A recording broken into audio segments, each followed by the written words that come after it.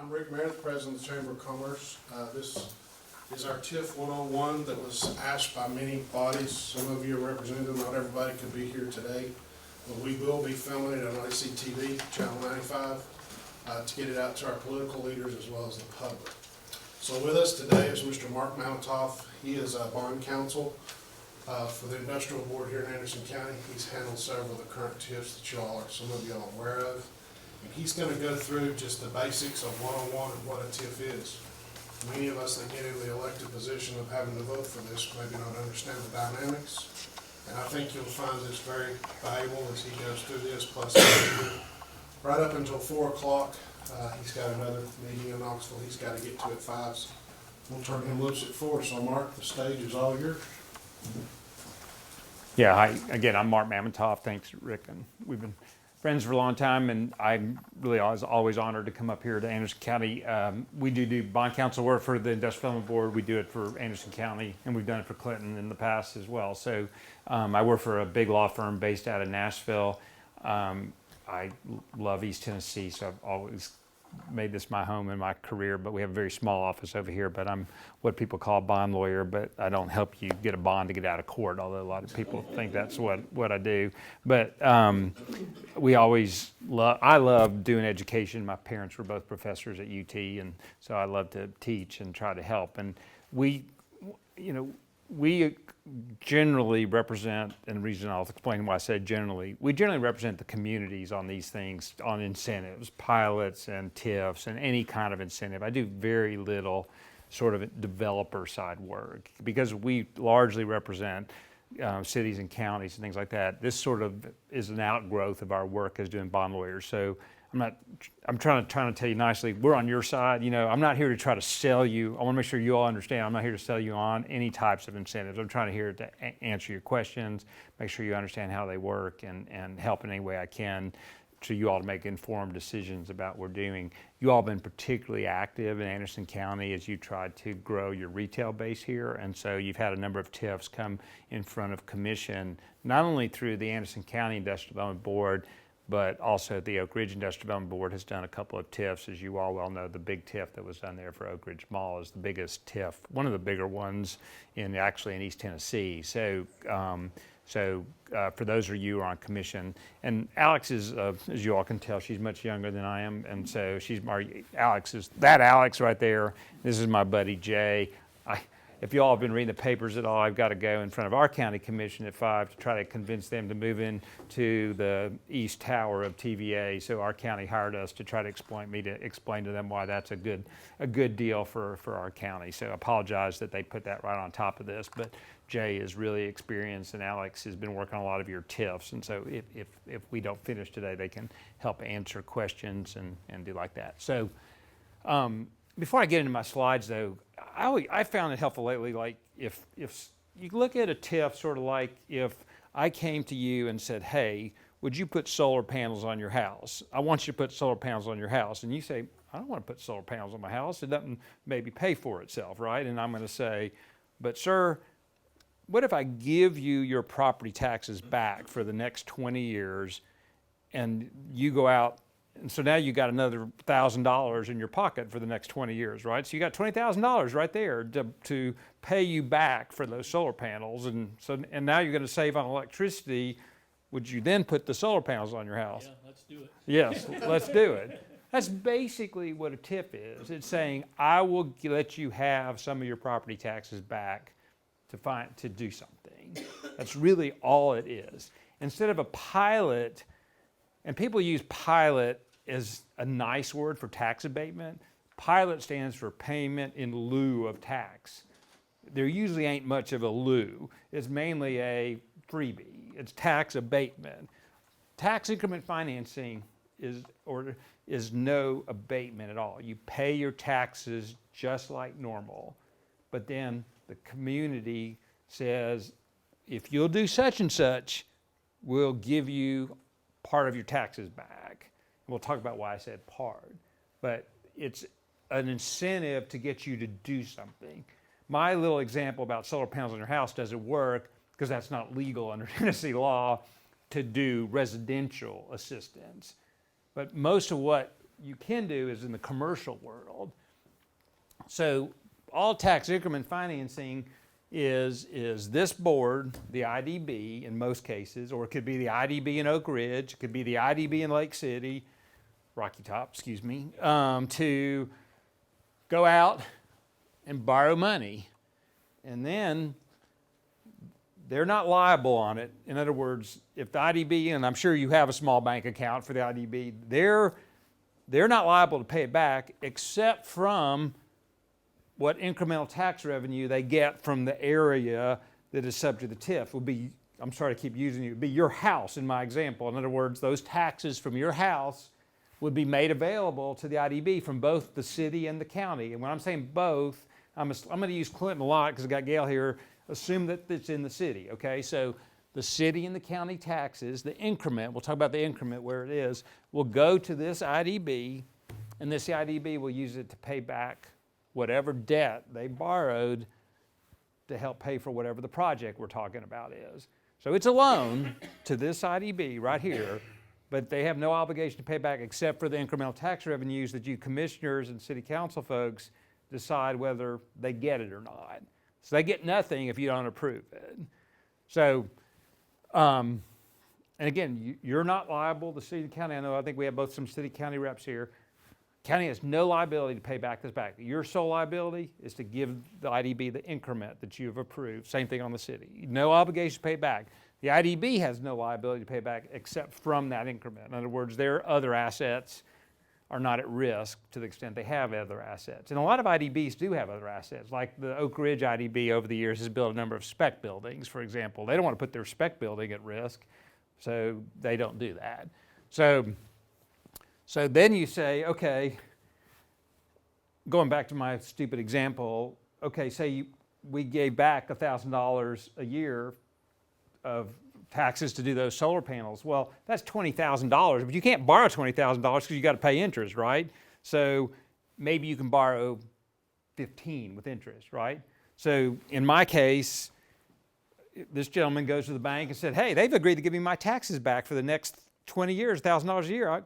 Will you lend me $15,000 at 3% interest? Well, the bank's going to say $15,000, 3%. Yeah, that'll be a $950 payment. You got it covered. We'll lend you $15,000. So the increment is then matched to the loan payment, just like your home payment, a house payment, and if it's adequate to cover it, that's how much you can borrow. And that's how a basic TIF works.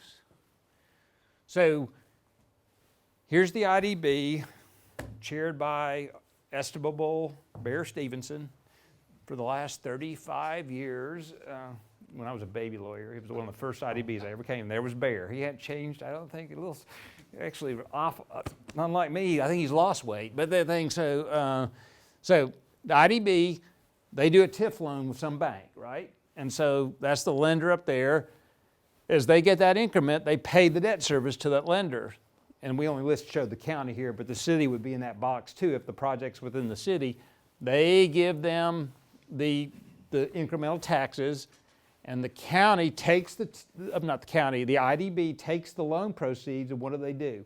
Everybody thinks they loan it to the developer. There is no loan to the developer. It's a grant. They grant it to the project. They say, here's $500,000, go pay for your parking lot, okay? That is a grant right there. Now, often the developer has to guarantee this TIF if there's shortfalls in the TIF revenues, but there is no loan on their books. It's purely a grant. And that's pretty important because,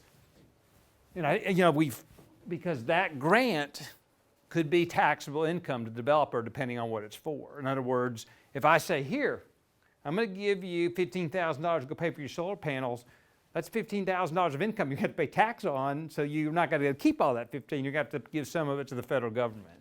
So that's been a hard thing, like the Fairfield Inn that we've worked on for you all. That gentleman, I tried to explain this could be taxable income. I'm not sure I ever got the concept totally across to him, but it's important that folks get their own advice. So here in Anderson County, this board, a lot of people across this board only can do tax increment financing, And that was a conscious decision we did when we did your policies and procedures. Legally, you can do what we call reimbursement TIFs, and they're not even really TIFs. You could just take that increment and say, okay, Mr. Developer, you go build this and we'll just hand you the increment each year, no borrowing involved. It's a simpler deal, but if they don't need to borrow, you're sort of like, well, wait a minute here, if you don't need to borrow, why are we doing this in the first place? And so our policies here in Anderson County only allow us to borrow. But like in Montgomery County, Clarksville, where we've been helping with them a lot, everyone there is just doing what we call reimbursement TIFs, where as the increment comes in, they just reimburse the developer for the cost. And so what the developer does is go out and borrow on her own, much more inefficiently. And so I don't like this structure as much, but I just want to make sure you all understood that your policies require a borrowing, and that was intentional when we did this. So really two entities can do TIFs. This Industrial Development Boards, the ones I've talked about. And the only reason I wanted to mention this slide is your housing authority can do it for redevelopment projects. I know the Magnet Mills project, for example, is one that's been talked a lot about. If it's for blight redevelopment, you can do it through the housing authority. And I'm sure your question is going to be, why would you ever use the housing authority over the IDB or vice versa? They have different powers for what they can pay for. Housing authorities actually can do longer TIFs. They can do it more for like environmental remediation, things like that. So there could be a circumstance where Rick would call me and I said, hey, Rick, you should run that one through your housing authority instead of the IDB. It would work a lot better. But so far, I don't know of any ones that have been run through the housing authority. They've all been done through the industrial development boards here in Anderson County. So we're seeing a lot of this across the state. It sort of comes and goes in waves. What we are seeing, and that's what's been really here, is we've seen a lot of retail, this what I call ring communities chasing retail, because so much of the retail is going to the Turkey Creeks of the world. It's harder and harder to get retail to your community. We've closed quite a few hotels, and I would put hotels in that same sort of thing, and retail in cities like little communities like Portland, Tennessee, Union City, Fayetteville, those sort of things. We've done a lot of for a lot of Hampton Inns and things like that. So we're seeing quite a bit of that. I mentioned downtown revitalization. We've probably done 30 or 40 TIFs, some pilots in downtown Knoxville. Most of the older buildings that got rehab were incentivized using TIFs in downtown Knoxville, like the Mass General Store building and old Hamilton National Bank building. And I always like taking people on a tour of Knoxville. So there's a TIF, there's a pilot, this sort of thing. But that's what thing. And then every once in a while we get one to help, like a corporate relocation, but you rarely see TIFs used for traditional economic development, like getting things in Eagle Bend Industrial Park or something like that. That's pretty rare because they want tax abatement. They don't usually want a TIF. This is the hard one. So if you're on county commissioners, again, how do I know whether I should vote for a particular TIF? Well, as I just mentioned, we rarely see them for like a manufacturing facility, but this goes true for a pilot. How do you know whether you really should give somebody a 10-year abatement, a 20-year abatement? And I wish I had the magic answer. I don't know. I mean, I can tell you if you're chasing jobs for your industrial park, you're basically just competing with Kentucky or something, you're trying to kick their butt. And so it's basically what will it take to get them to come there? And every different county across the state has different criteria. I know Tim did a nice job with this here. You all been very consistent, but it is totally all over the place in terms of how much abatement people get. Most people have some sort of a matrix. They tie it to job creation and to capital expenditures and things like that. But TIFs, they don't usually work that way. They're mainly for retail or for redevelopment. And so, our policies here say they mirror state law that says you can get your increment, again, my example, for 20 years, but if you go beyond that, you have to go to the state for approval. Nobody wants to go to the state for approval. So most people, everyone that has come to this IDB so far said, I want a 20-year TIF because that's where the policies say you can go up to. And you're going to say, well, how do we know they need 20 years? I can't really tell you that, other than we're relying on the developers, like the Tractor Supply guy. He was very numbers oriented. And for those who are familiar, y'all approved a TIF for Tractor Supply. I mean, that guy came in, he's a sort of big town developer, had all his fancy spreadsheets, and it's good sort of say, hey, look, here's the bottom line. I ain't gonna get the return I get if you don't give me this TIF. Look, I'll only get a 2% return. Well, no disrespect for developers, but I can make my pro forma spreadsheet say whatever I want it to say. It's sort of like, it's not like, thing. And so, some folks, and you got a great industrial development board. I'm not just saying as a suck up. I mean, they're really great guys, and I think they're truly guys. We don't have a women on there right now still, right? So a bunch of guys. So they're really good. Got some bankers on there and stuff like that. So you're sort of relying on their judgment and your judgment. Do they really need this? Are they faking us? And fair enough. I mean, the thing, Knoxville has started hiring a third party to look the numbers over. They hire a guy out of South Carolina. I'm not recommending him because I think there's pros and cons to it. I mean, if you said, is he a good guy? I say, yeah, he's a great guy. But that's also very hard.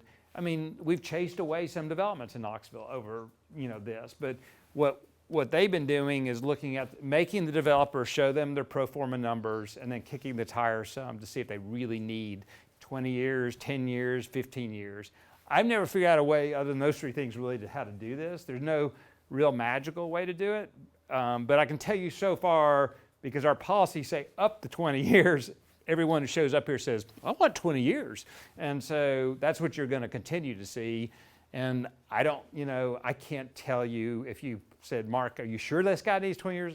I can't. I don't know.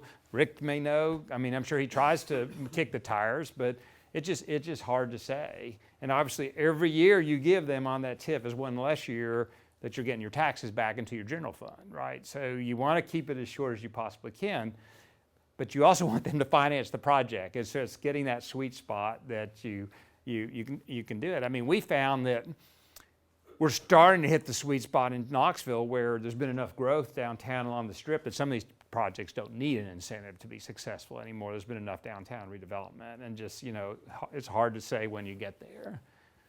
I mean, I would say, and Rick can certainly comment on this, is your main goal is to get your retail base up, to get your sales tax up. I don't know when that sweet spot's going to arrive. Retail as a whole has been struggling because of, online sales. And so it's hard to get any retail right now. So any retail is generally a victory at this point in time. As I mentioned, other than housing authorities, all this is generally done through the IDBs. And all this relates to, I'm a little bit embarrassed about this, and some of you all heard me talk about this. This whole statute that allows TIFs I somewhat accidentally wrote it in 2004 at the request of our chamber in Knox County. They wanted to do a TIFs for industrial development. I just wrote it broadly, and before we knew it, everybody realized you could use it for almost anything an IDB can do, which includes retail and all other types of stuff. And so that section 312 is the main TIF statute, and that's the one that we wrote in 2004 for the Knox County IDB. There's been a lot of other laws enacted since when the comptroller sort of realized this is very broad. But one important thing goes to what I just said. It only allows the allocation of incremental property taxes, not sales taxes. There's been some legislation, and you'll have developers come a lot who've done business in Alabama and in Georgia. They can do sales tax TIFs there. There's a guy, I don't know if you're familiar with Buc-ee's. It's like this huge gas station. They have like 57,000 pumps when you go. I don't know if you've ever seen. They're now coming to Tennessee. And this guy's calling me a lot. And I said, man, you don't want to hire me because we'll have conflicts, because he's going up and down the interstate trying to find good locations. Well, those are good. They generate a ton of sales tax. But what he really wanted was to say, look, I'm going to generate sales tax. Give me a sales tax TIF, basically. I don't want a property tax TIF, but you can't do that under Tennessee law. And so unless you were in an impoverished county, and you guys are not in an impoverished county. Hey, Mark, yes. If you would elaborate on the incremental tax. We're going to have a slide about what the incremental tax is. And by the way, Anderson County sales tax up about 5%, something like that, countywide. What's that? Our sales tax is up about 5%. Countywide that's great.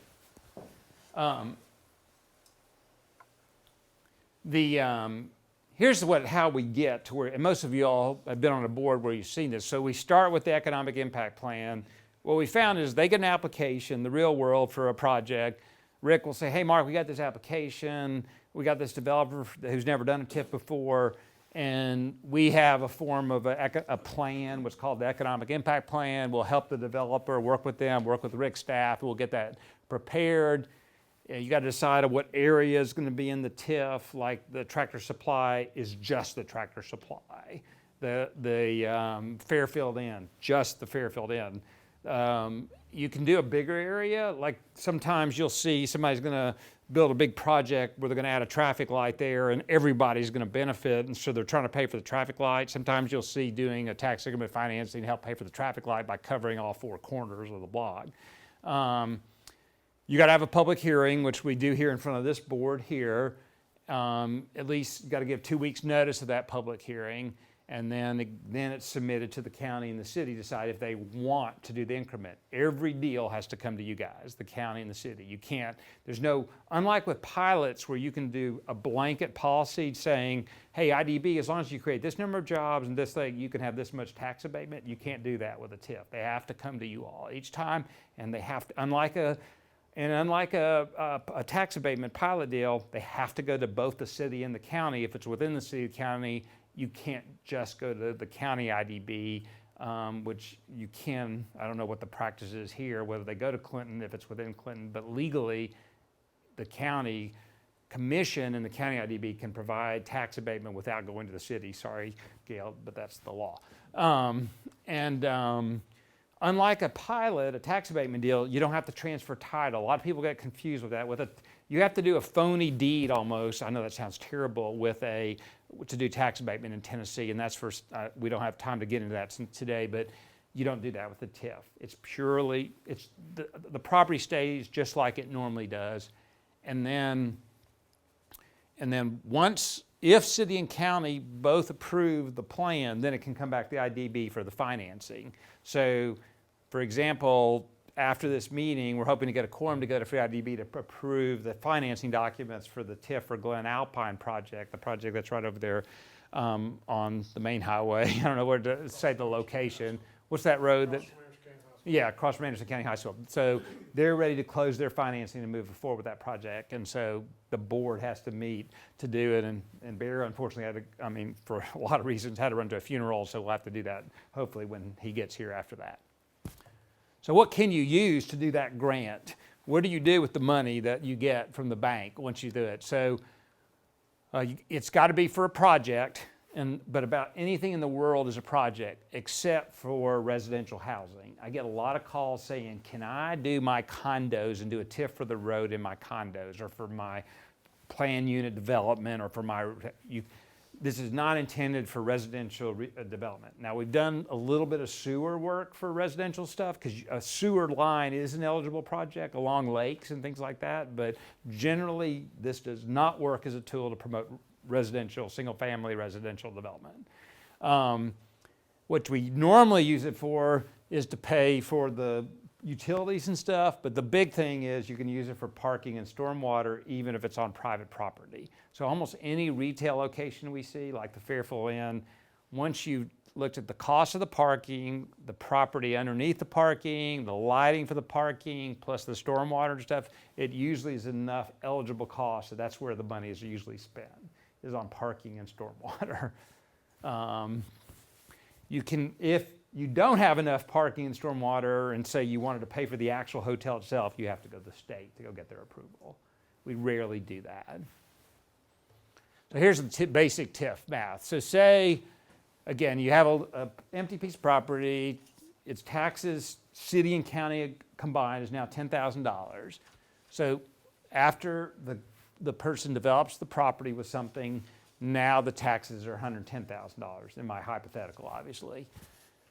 Here's a big point that a lot of people ignored for many years is, to the extent your tax rate is for debt service, you get to keep it, even the increment.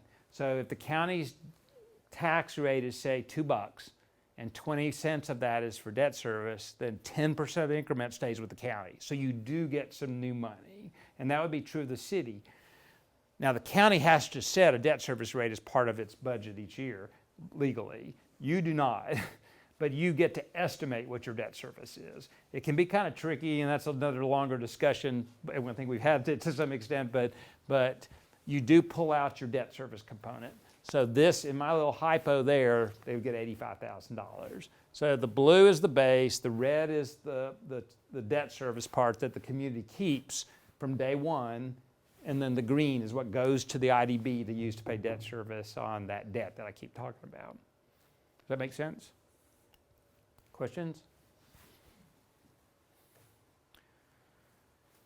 So it's been pretty amazing, and some of it's because Rick and others here have good relationships with lenders, but it's often very hard to get lenders to buy TIFs because they don't understand them.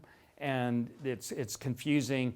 So far, we've used Southeast Bank has come in and done some. Who else what's that? Pinnacle is doing the one we're closing for Glen Alpine right now. And Community Trust, that's right. So you've seen banks come in, the Big Oak Ridge TIF in which my friend Jay here, that was Pinnacle too, right? Yeah. So one reason I asked Jay to come is that's the big, and again, I know that doesn't interest Clinton as much, but those of you on the Anderson County Commission, we probably worked on that deal. He was in diapers, I believe, when I started on this. I'm kidding, of course, but I started working when they were trying to get a target in there back in probably before the GRU recession. And so, I feel like that one took forever. And that TIF, you remember how big is that deal, Jay? It's like 13 million or something. And it's got all kind of bells and whistles, and they brought in another bank from Crossville, I think, to do part of it. So it's a very complicated TIF, but as you all know, that mall had died. Literally, it died, and so now you can go park in the middle of it where it used to be. So the thing, explaining these deals to a lender is hard. The real risk to a TIF lender is once it's built, you're going to get the increment, right? People pay their taxes, or if they don't pay them, then eventually the county or the city puts it up for tax sale and you collect the taxes, right? It's very low risk. You want to eventually get the taxes. But if you never build the project, there's no incremental taxes. So the big risk is to get through the construction period, make sure the project is built. That's why normally the lenders that we see often are also the construction lender. The TIF lender is often the construction because they're in charge, they're overseeing the construction. They don't have to be, but we do. If you have no guarantees from the developer, it can be tax exempt. If you do have guarantees from the developer, and I'm simplifying this, it generally is taxable. Most of the TIFs that we do are going to be taxable because at least you're going to have a developer guarantee. But sometimes we roll it off from taxable to tax exempt once the TIF is up and going and can pay for itself. And obviously, if it's tax exempt, it's a lower rate. It's like just like if the county or the city issue bonds tax exempt, it's going to be about a third less lower interest rate than a taxable rate. So some of the things that, you got to have your base taxes. That was my blue number down there. We talked about the debt service, the term of the financing.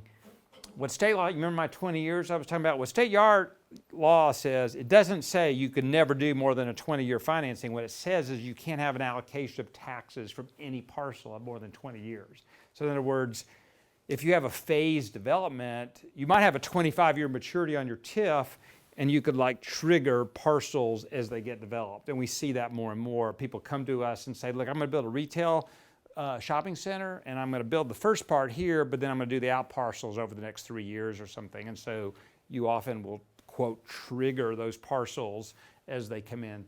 There's no triggering in the law, but it's been a term that we found is a good way to describe things.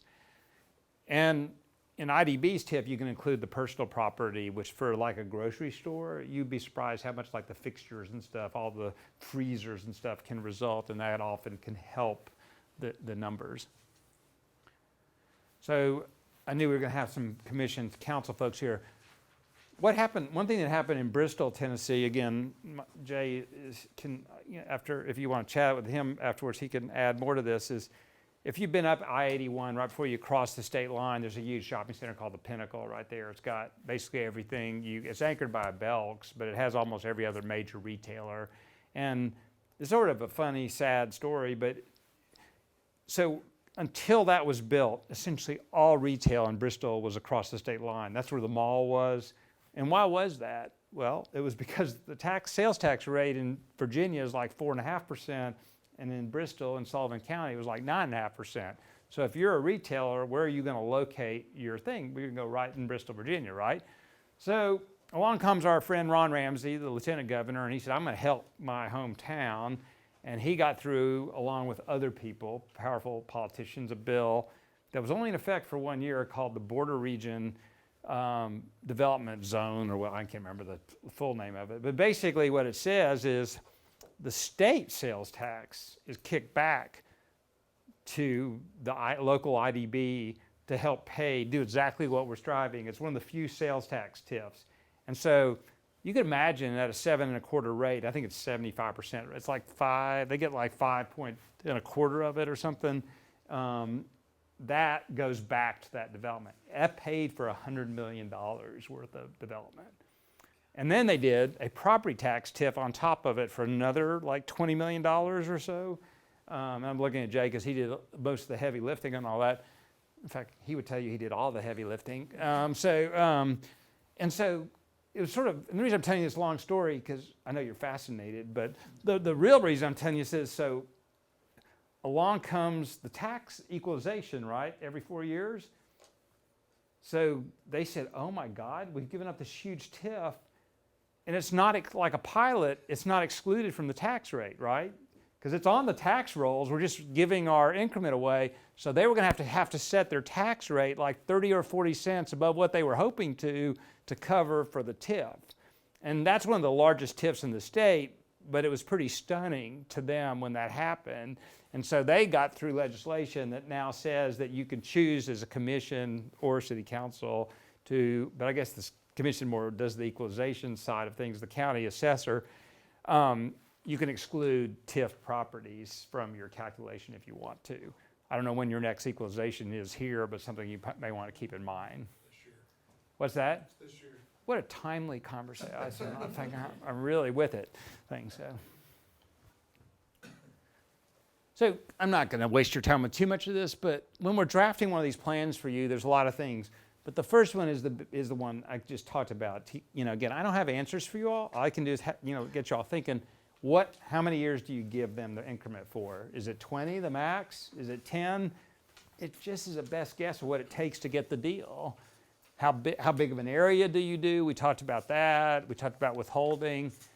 There's some admin costs. It's basically self-sufficient. When we do these deals, we get paid by the developer. I want to make sure you understand we're not getting paid by the county, the city. Candidly, we've not been paid anything by the IDB. So far, we just, as we close deals, our work has been compensated by doing to the IDB. And then, Gail and the county trustee basically have to figure out what the increment is each year. And so I know like the county trustee has called me several times over the years about the Oak Ridge ones. There's two in Oak Ridge. I keep talking about the mall. The original one was actually for the Panera Aubrey's there, right as you're coming into Oak Ridge. That was the first one we did. And it actually is working well. It did not work well at first because there were some shortfalls because the Ben Franklin Motors guy didn't pay his taxes. And so it wasn't Ben Franklin Motors at the time, but it was in a period thing. And so there was a shortfall at first. And you can imagine the bank was not too happy. But then the Chipotle and everything got built, and that's going to pay off way sooner than they projected because of the additional construction that happened.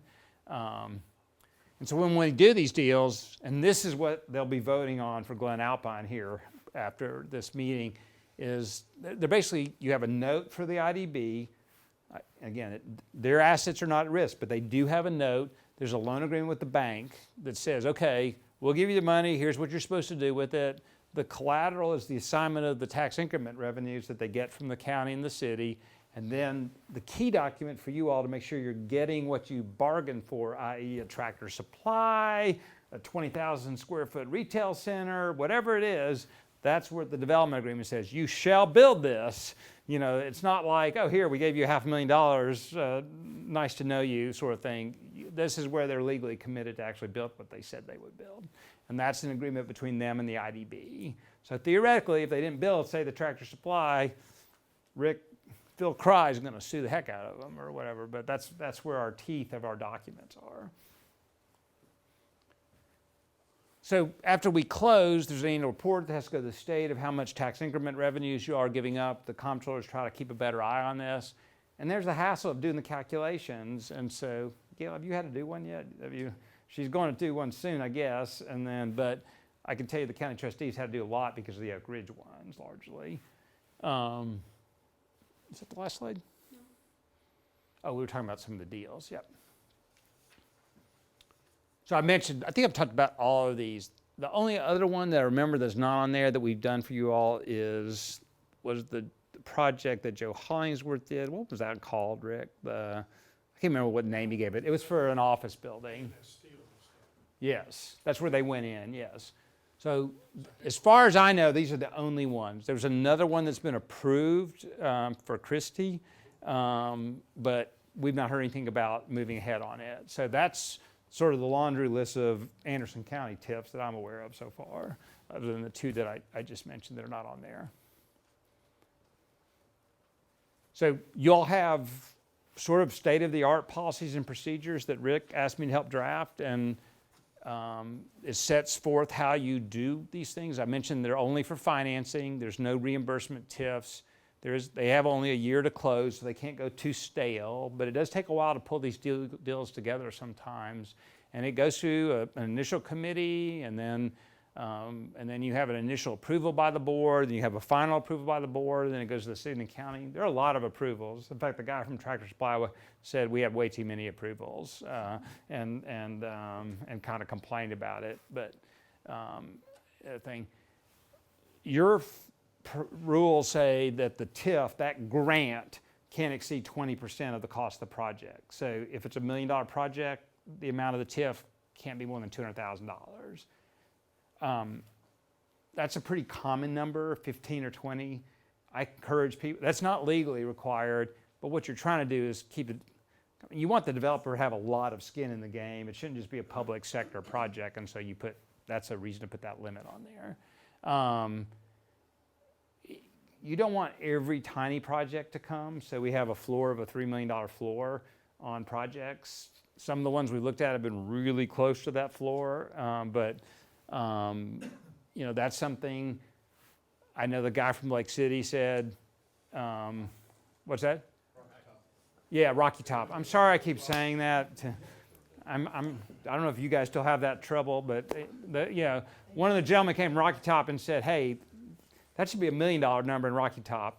I don't know, but it's probably the smallest TIF I've ever done was probably in Knoxville for one of the downtown projects around $150,000 and stuff. And at that level, but the way the developer sees it is, okay, I paid $25,000 to get this deal closed, but I still netted 120, that I didn't have otherwise. And so, but at some point it just doesn't become cost efficient to do it. There's an application fee of 0.5%. I can't say, sorry, Rick, that we've probably been that great about collecting those when they apply. We have been getting them for the board at closing to help cover administrative expenses. Probably, I would encourage Rick, we probably ought to be a little bit pushier in getting up front, because that'll sort of sort out the people that don't really have a strong project because they have to have some skin in the game.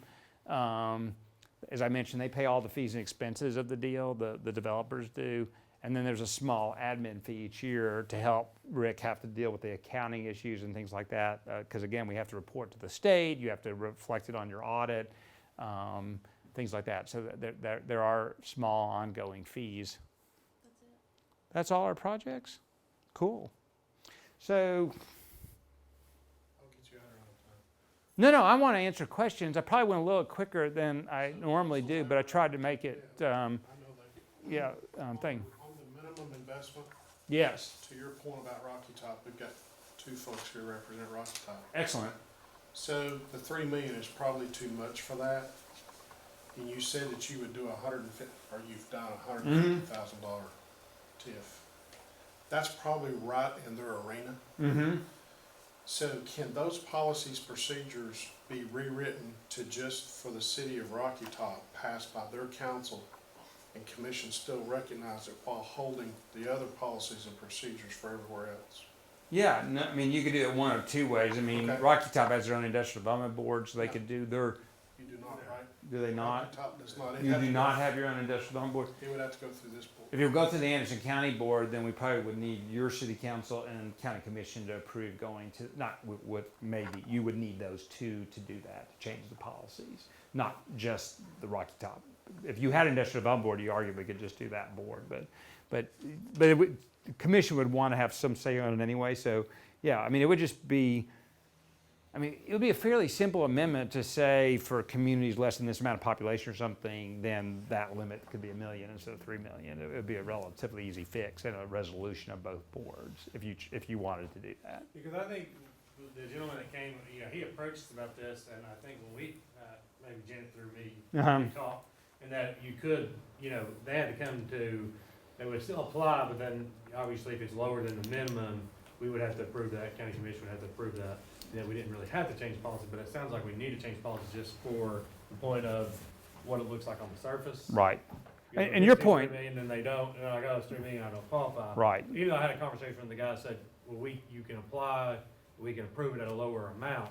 Is that, am I speaking correctly? No, I was getting ready to agree with you, actually. I mean, Yeah, I like you could, that. yeah, no, I mean, you could go and, you certainly go to the IDB and say, look, we know your policy says 3 million, we would ask you to waive it, and then as you go for the approvals of the plans, you could waive it. The only reason you might want to get the policies amended for Rocky Top would be so that people would, sort of marketing would know that, hey, that's the reason to do it. But you could ask for a waiver each time if I that's, just want to make sure I told him the right yes, information. no, that's true. There's no legal requirement that's at that level. It just is, Would you recommend a minimum below $1 million? Because I personally think it needs to be below $1 million. That's just my. I just don't, I guess, Rick, before really saying that, I guess I would think about the county's tax rate, Sure. Rocky Top's tax rate, see what it would generate, do a little bit of math and sort of see what the typical project would generate and stuff. I've never succeeded in doing this. If I could find, in smaller communities, it'd be great if one bank or a couple banks, sort of as a consortium, would do almost sort of like an SBA, a small business program, where say, look, we're open to TIFs, smaller TIFs, and here's our, help them develop form documents that you could cost efficiently do it. I think that would, make a lot of sense. Certified SBA bank, is that what you're referring to? Yeah, because like SBA loans, people use the same forms, you're able to do them cost efficiently. I'm sure they're pretty bureaucratic, but what we find with challenges with TIFs is everyone has their own things. If a bank said, look, we'll do this TIF, but we've got to use sort of our standard forms, and you can't do it your way. Here's a standard guarantee, here's the standard documents, and all we got to do is basically change the names. You could do it a lot more cost efficiently. If I'm not mistaken, SunTrust is a certified lender with SBA. Who is right there in Rocky Top? That would be a great program. Yeah. to dive If you can get it, yeah. One thing I've really struggled with, and which I guess Centrist is now Truist, I'm practicing that. I'm in the Truist building, as opposed to the Lyingest building. I'm in the Truist building, so sorry, bad joke. But but my experience, unfortunately, has been a lot of the super regional banks like the SunTrust BBT are not, they can't get their arms around this, so they tend to take a pass on a lot of these. It's been more the community banks that we've seen sort of step up to the plate to do a lot of these deals. No disrespect, because I work with those banks all the time. They're great, but they look at a small loan like that and said, it ain't worth it's not worth our brain power to figure that out. So, You do trust report. yeah. I didn't think of that. That's a great idea. Like when I was telling you, I went to Montgomery County to Clarksville, and they invited all the banks to come learn about TIFs, and still not a single one of them has been willing to make a commitment to do one yet, because they just don't understand them, and they think they're just too risky. It's like sort of community by community. And y'all have been sort of lucky because you're right near Knoxville, where a lot of the same banks have done TIFs, over the last couple of years. What other questions y'all have? I'm not trying to put you on the spot, but Could you comment on the incremental tax fee, just how that figures in, the incremental? Yeah, so one thing that's really, and I guess if I'm not going the direction you want, you shut me up after a minute. The challenge on the incremental tax stream is it changes, because the tax rate, due to two things, changes in tax rates. Theoretically, taxes could go down, right? And so the increment could go down, which I've never seen happen. But the thing, glad you agreed with it. And then, or due to equalization, it can do some weird stuff. And so generally what most banks do is say, look, again, I don't mean to put your assessor on the spot, but we encourage folks to go to the local assessor and say, look, I'm building this. Here's my plans and specs. What do you think it'll go on the tax rolls for once it's done? The assessor cannot legally commit themselves to that part at that point to what it will be, but they often will say, look, based on my experience and my thing, this will be the assessed value once it comes on the tax rolls, and do it. So that's how usually we try to figure the increment up front. And like the guy from Tractor Supply, again, very nice guy, but about as anal as you'll get. I mean, he wore the assessor out, you know, like, I gotta know, and like I kept telling him, you're not gonna know for sure. And so the increment, unfortunately, is a little bit variable, but it is, again, going back to my tenant there, my example, that green is the increment, and you pull out the debt service amount, you keep your base taxes, so you never step backwards in taxes. You're always gonna get the increment plus whatever your debt service is. And I've not met a single county that doesn't have, I think McMinn County actually does not have any debt, believe it or not. But I have not run into a single county other than McMinn County that actually has zero debt. So almost always they get some new taxes, and then usually somewhere between 10 and 20% of the increment goes toward debt service, has been our experience. And then you have the green would be what is the true increment in this case. But that chart is intended to be misleading, but the point I was trying to make is it's never finite. You never know. It can, again, banks will haircut that green part in the risk of equalization, non-payment of taxes, delays in payment of taxes. So even though you can estimate pretty well what the increment is, it's not something like, it's not firm and written in stone. And banks find that to be a real challenge because they want an amortization. They want to say, okay, I want to know how much that green is so I can build my amortization schedule. And I always got to tell them the green is what the green will be, you know, and you just need to try to, do your loan as best you can, sort of thing. So some of them don't like that response. So if the tax rate changes, how does that? Tax rate goes up, and then the increment will go up. Unless the tax service is going up to pay debt service, then you get to keep it. So in other words, if your debt service number right now, I'm sorry, I don't know which one of y'all, some of y'all are on commission versus city council stuff, but if your debt service rate is 20 cents and it goes up to 25% to pay, you build a new school or something, you would keep that 5 cents, right? But if it is just a general fund debt service increase, the increment will go up. Again, I know since I've got you here and your victims, what happened is instead of having base taxes, this is where we rewrote the law, it used to be base assessment. So in other words, you would freeze the assessment, you would always keep the assessment the same. So let's say your tax rate was $3 on 100, you would get, say, $3,000 of taxes.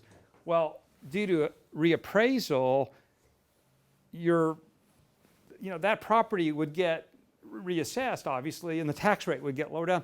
Well, you would have phantom increment get created. It cost the city of Johnson City hundreds of thousands of dollars because the law was worded poorly. And so we have since amended the law, working with the state, so that it won't happen again. But a lot of the old TIFs had that glitch in them. Now, if you're a city or county, you will never take a step backwards in your base taxes. You always will get that. Mark, so it's the base tax that it's always a dollar figure. It's not based Exactly. on assessment. That's where we change. It's always a dollar figure. It's always $10,000 in my hypothetical. Okay. Now, I guess I didn't lie, but if the building burned down and due to the thing and the property was less than a $10,000 appraisal, I guess it could go to $8,000 or something. But that has nothing to do with the TIF. It just meant something bad happened to the property. But that's exactly right.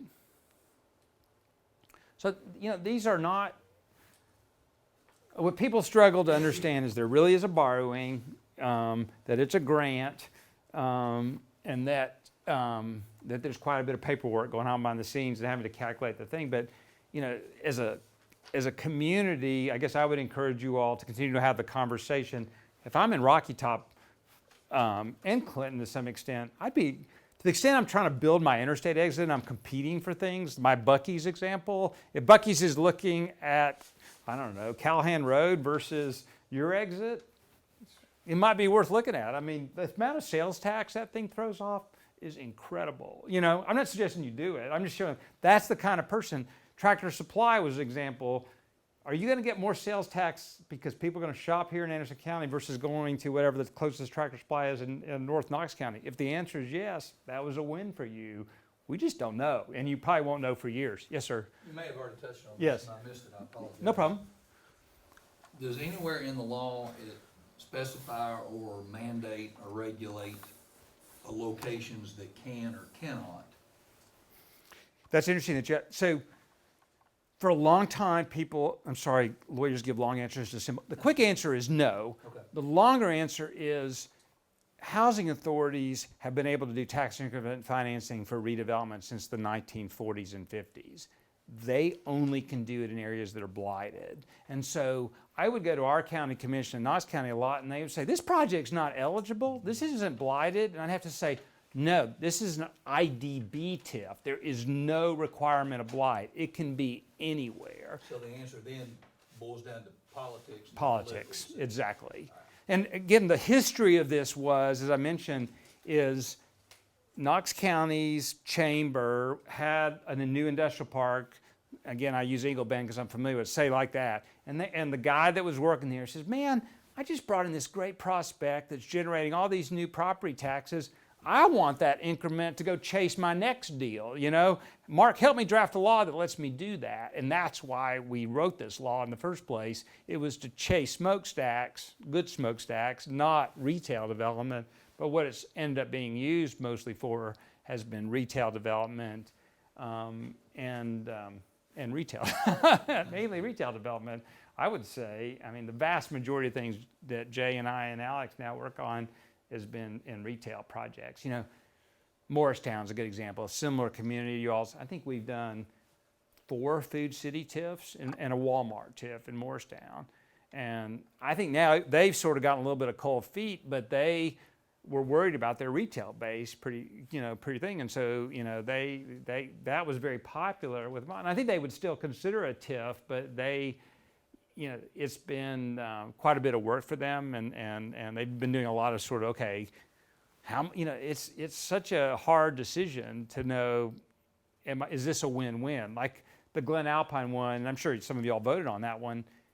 I mean, there's a good argument. See, that one's going to do some road improvements that probably wouldn't get done for a long time if that development didn't get done. So, you know, we did a big TIF and some of the out on John Sevier Highway and Chapman Highway, if y'all are familiar, going out toward the Smokies, because they had a terrible intersection with all kind of thing. And the developer came and said, hey, I can get a Lowe's to go here, but you got to fix this intersection. And they say, that's not on our traffic priority list for the next 10 years. He goes, well, I'll do it if you'll give me a TIF. They did it, probably saved lives, accelerated a needed traffic thing. Again, you know, each one is unique. You know, you could justify that one based on traffic safety, and that largely is how Knox County is approaching the sort of suburban TIFs. They just approved one, maybe you all saw this, for Shad Road and Western Avenue. And the theory again was traffic improvements. It's a food city. Does Knoxville really need to do a TIF to attract a food city? No, that food city's gonna go in there anyway. But by doing a TIF for the facility, they got the developer to build out the roads. And no disrespect for those of you in government, often a developer can do things quicker and, you know, cheaper than going through the public procurement process. So they'll get those road improvements done ASAP because it's in, you know, they're under a contract to open that food city by a certain time. And so you accelerate the road improvements, things like that. But that food city, they're just moving a food city down the road. You know, it's not like, oh gosh, we're getting a bunch of new retail. The theory there is it accelerates, you know, traffic improvements. North Shore Town Center, which is one that Jay and I worked for, if y'all familiar with that one, that's the Target Publix out by, as you head to the airport. And that one is a huge TIF. Like, I mean, it paid for the slip ramp to go into that thing. And it's one where we you know, the county actually agreed to a longer TIF than the city, because, you know, at that time they were really, I can't really explain that one, but it's a good example of again, the argument there was 2 arguments. One is it paid for some really cool road improvements and made that intersection at North Shore a whole lot better, and it was the first sort of big planned development. I don't know if you've been back in there, but there's all kind of like Charleston style homes and stuff back in there, because it's part of a much bigger sort of multi-use development. And so that's how, but they've only done, this Shad Road one is the 3rd TIF that's been done in Knox County, IDB through the thing. The vast majority of the TIFs in Knox County have been downtown for the magnet mills kind of projects and things like that. Other questions? You're still awake. This is great. I mean, often I put people to sleep with these things. So I got another 10 minutes or so that I'm hanging out before I go try to convince our county to fill up the TVA East Tower. So, Channel 12, go for it. But Jay and Alex will be around. I think we're going to reconvene the board at 4. IDB is getting back together at 4:30, hopefully to vote on this Glen Alpine TIF. They didn't have a quorum before this, so they're going to come back together. And anyway, if you have specific questions, all three of us can try to help. So thank you for letting us help. It's great always to come up here, and I hope that was helpful for you guys. So. Thanks, Mark. Appreciate it. Yeah.